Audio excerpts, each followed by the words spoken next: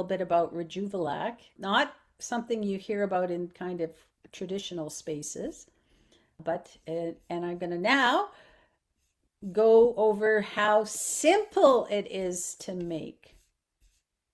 Here it is. Look at all these steps.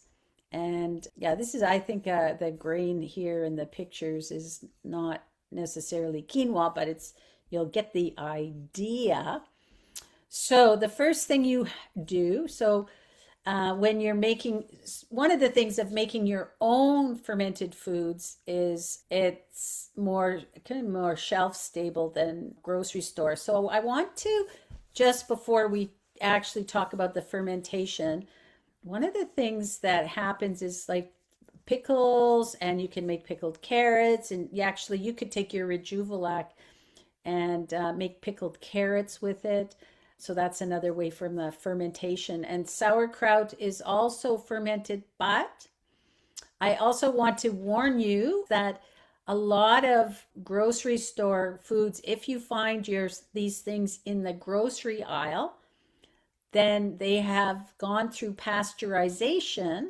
And what pasteurization does is it heats up the food to destroy the bacteria, including all those beneficial bacteria that we were growing for the taste and for our health.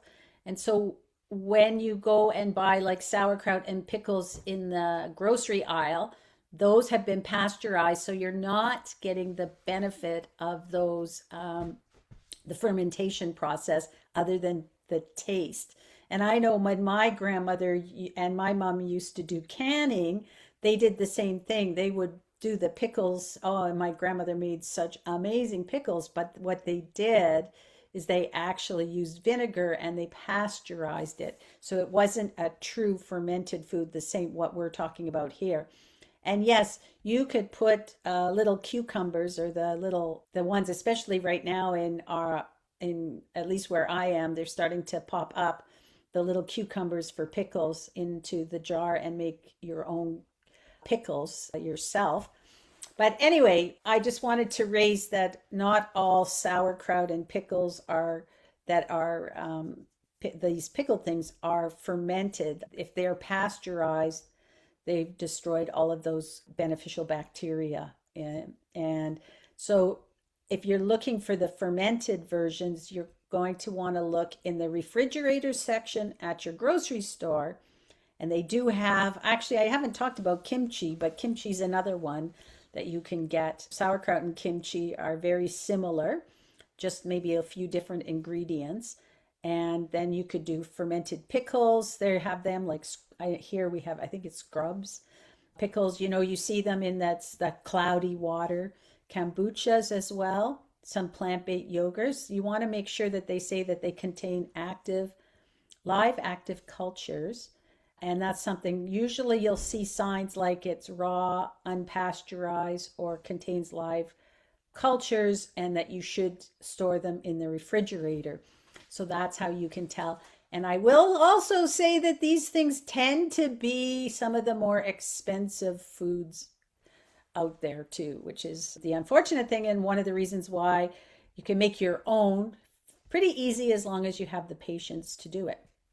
And so our Rejuvelac, once we make it, once you've got your fermentation down and you're happy with where it is, put things in the fridge. It's still fermenting, but because it's in the fridge, it's not fermenting it's not really fermenting at a very slow rate, but it's still there. It's still living bacteria, and but they are not really fermenting at that point, at least at a very, very slow rate.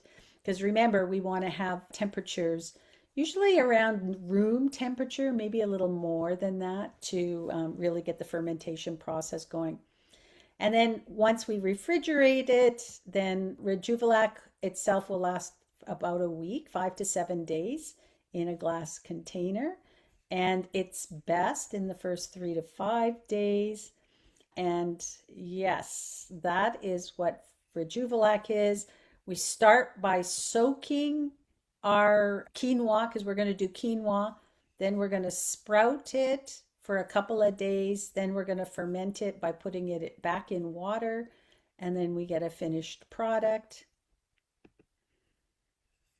And the last thing I'll say as part of my presentation, well, I have a little more because I want to show you what I've done, but the presentation part is that once you're finished and you pour off the liquid, which is the Rejuvelac that you get, you're going to end up with sprouted quinoa, which you can add to salads. You can blend into smoothies. So don't throw the quinoa out. It's alive and nourishing.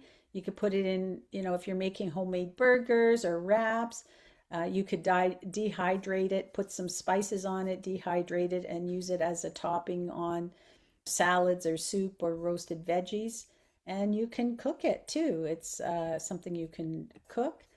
And yeah, don't let go of them. You could use it to make crackers too.